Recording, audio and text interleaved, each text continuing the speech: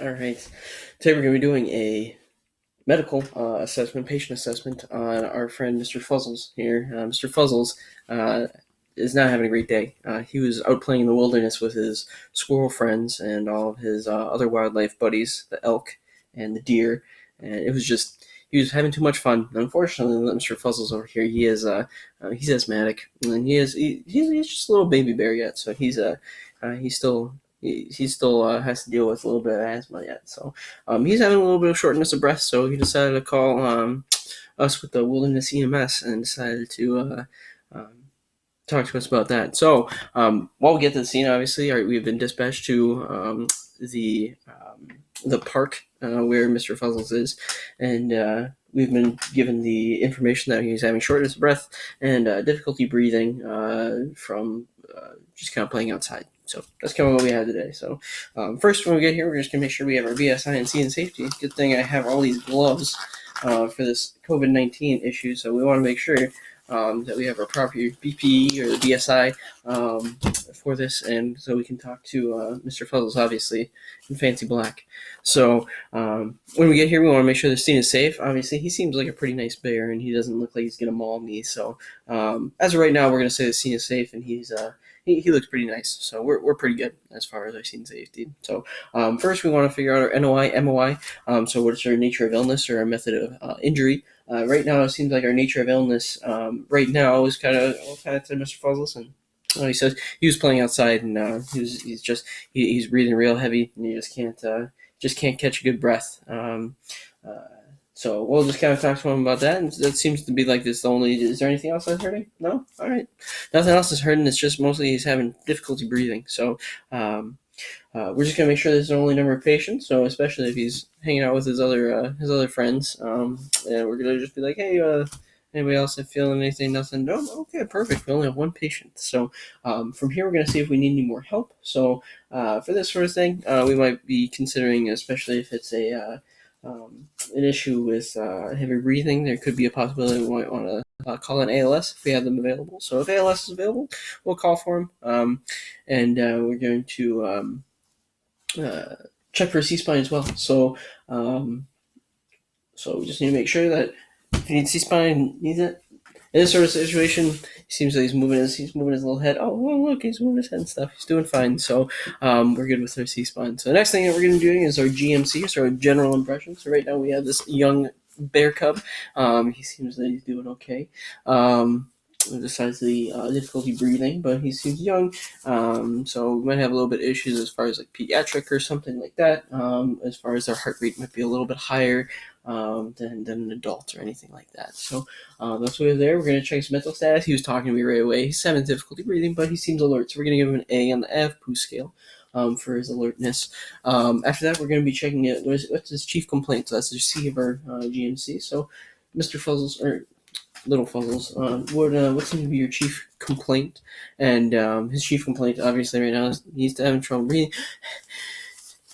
He's going to do it a little bit more difficulty breathing that way. So it's okay, little buddy. We'll get you going. So after we're doing our GMCs, we're going to move to our ABCs. So we're going to check out his airway. Is it open? Is it patent? He's able to talk to me. We're getting some good flow. So that's good to hear. So as far as our airway, that seems to be good there. Our breathing, is he breathing fine? If not, we might have to consider being able to give him some oxygen in this sort of circumstance. I think some oxygen would probably be pretty beneficial for him, especially if he's having these breathing issues. So we'll probably put some O2 on him. So actually what we're going to do is we have this nice little child-sized one, so we're going to put that on him. Looks like for bears, it's easier to go on sideways. So for bears, we're going to give him some nice high flow oxygen. In this sort of circumstance, we probably give him about 10 to 15 liters per minute. We're going to check up on that later, but we're going to give him some oxygen just to see if that'll help him out a little bit. So then we're going to be also checking his pulse, his circulation. So we're going to get his pulse rate. It might be a little bit high, like I said, since he is probably more of a cub, a pediatric patient. So might have to deal a little bit with that as well. So because we're dealing with that, we're checking his circulation. We're getting to see if he has good perfusion.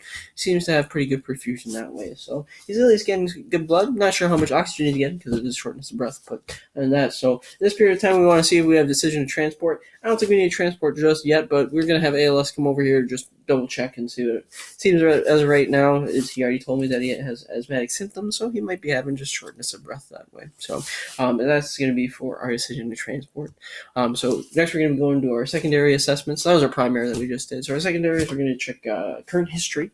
So our current history, so we're going to get the OPQRST, so onset, provocation, quality, radiation, severity, and time. So the onset, how this happened, he said already that we have he was playing out in the park with his friends, and he was just running around, got lost a little bit of breath, a little bit more than what would be normal. So provocation, that's also kind of the same thing. What made this happen is going on there. So the quality. So how bad are you able to breathe very well? What exactly is what is the quality of breathing? Yeah, he's getting some breaths, but it doesn't seem that it's doing great. So radiation, where exactly is it coming from?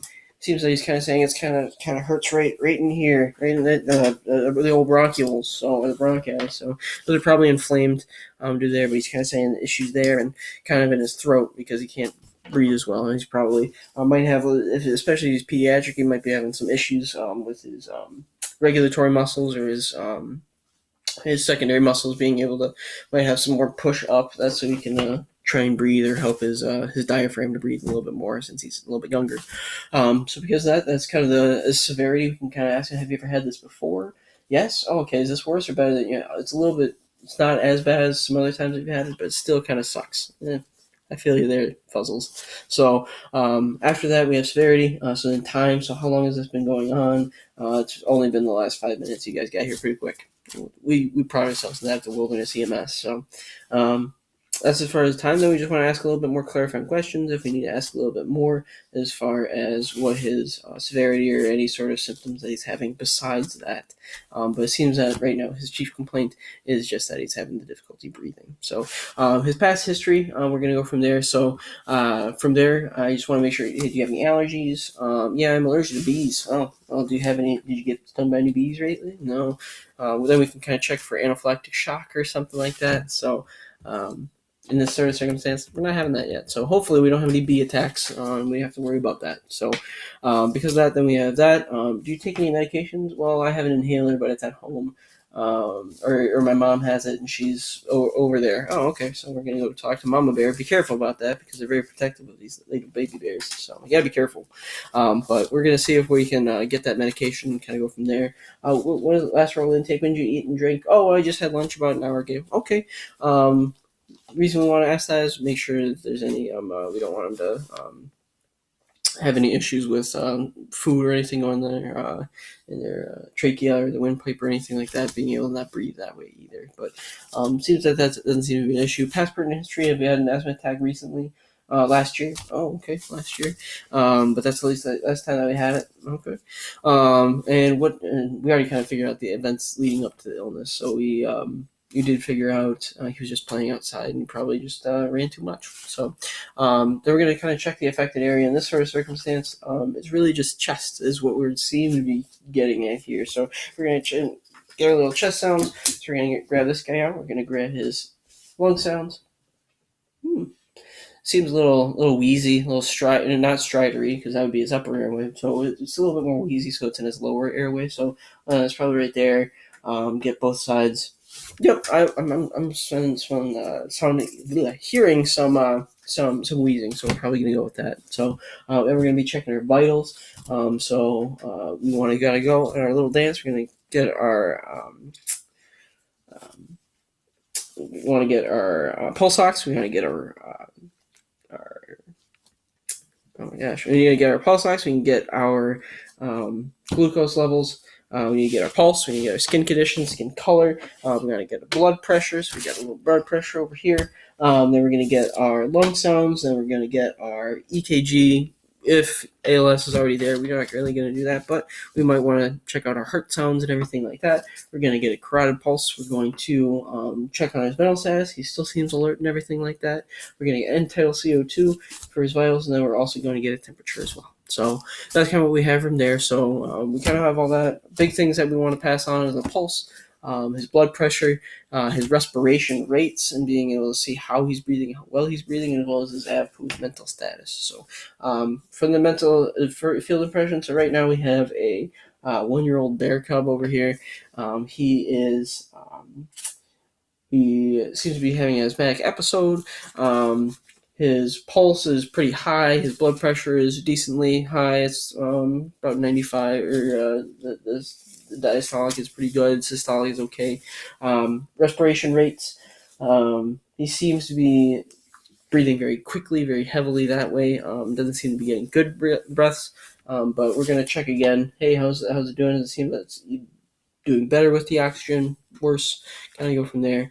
And then kind of from there. So then we want to do interventions. So you see if we can go talk to Mama Bear and see if she has. And oh, perfect! We have this. Absolutely, this is an albuterol inhaler. So we're gonna issue him an albuterol. See if that can help.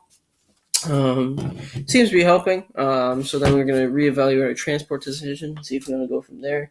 Mom is very worried about baby cubs, so and this is one of the worst ones that they've had, and it's only been a year since we had the last one, so she kind of wants to take a look at him at Wilderness Hospital. So we're gonna go from there. So we're gonna again keep doing our primary assessments. So we're gonna be double checking that. We're gonna keep checking the vitals, especially your pulse, respiration rates is a very big one on this one, and check on the intervention if our albuterol seems to be helping, and kind of help out with that.